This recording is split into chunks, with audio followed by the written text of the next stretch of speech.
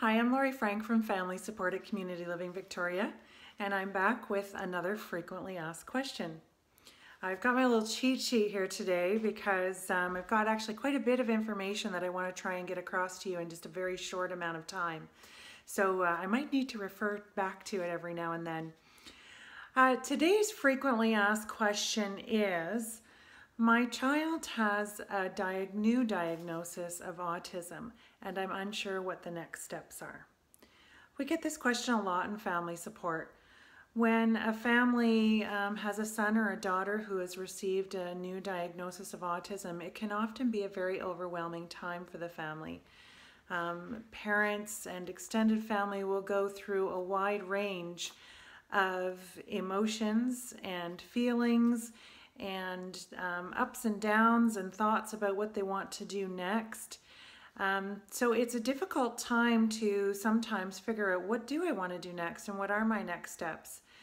When you receive your diagnosis, they will give you a package of information. Now, unfortunately, this isn't always the best time for you to try and take that information in. So I'm hoping today to get some of that same information across to you, along with lots of links to resources that you can go and check out. So you'll see again just below the video here, there is a section where you will find lots of links on different topics related to a new autism diagnosis. One of the first things I often tell parents is to try to connect with other parents. Other parents can be a great resource for what is available in your community.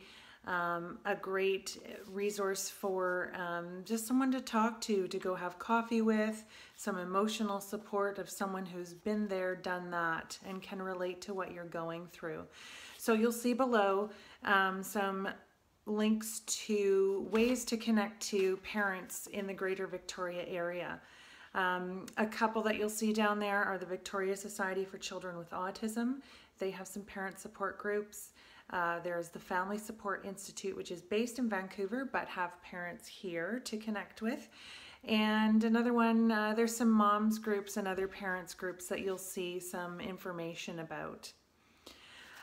After sort of taking some time to come to terms with the diagnosis and chat with your partner or your extended family about what this means for you and your family and your child, then I encourage families to start thinking about the services that they think would most benefit their child.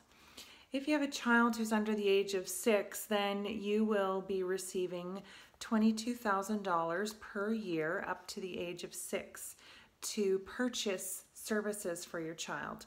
And you'll see again a link below that has will take you to information about specifically what kinds of services you can purchase for your child who is under 6 years old. For children over the age of 6 years old, you will receive $6,000 annually, with the idea that your child is now in school and some of the therapies may be picked up there.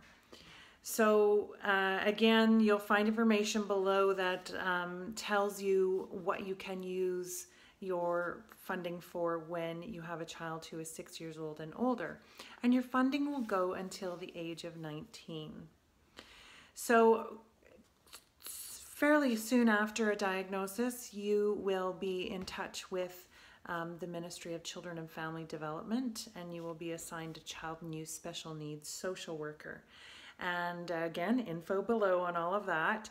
And that person will help you set up your autism funding account and explain how to go about setting up that account and using the money that is in it.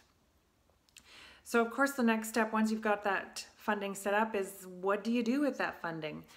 Luckily, there are already some really great resources online that answer that question of how to choose services, how to decide which services your child may benefit from, and also how to choose a service provider in your area.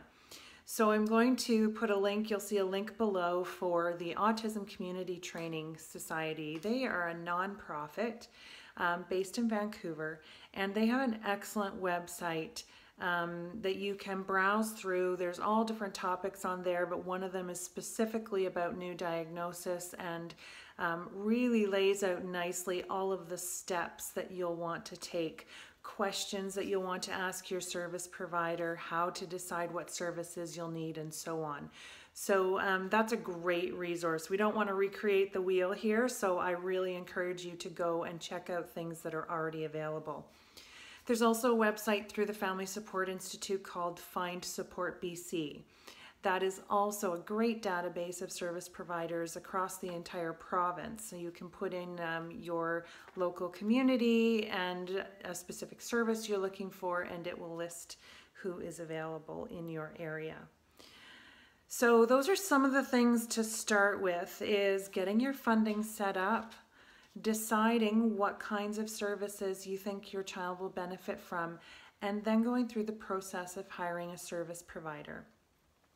Service providers generally fall into two categories.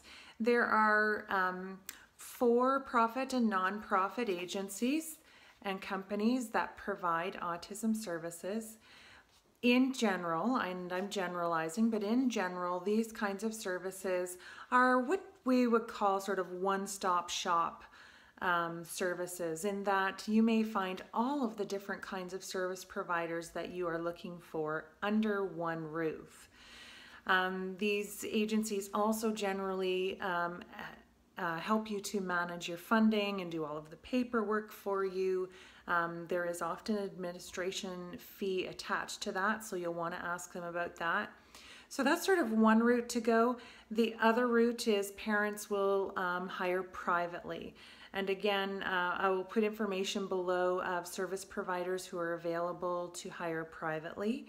And some parents prefer that way of going about getting their services because they feel they're the kind of people that feel like they may have more control over the service then, about who is providing the service, and they feel okay with taking on the role of organizing all of those services.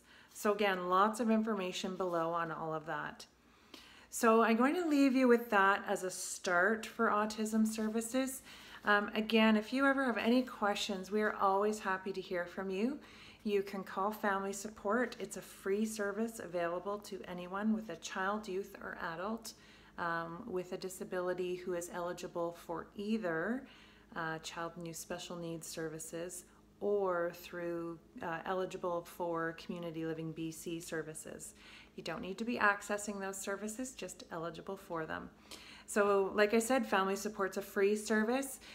You can give us a call, send us an email, and once you've had some time to look at the information and you still have further questions, please do get in touch.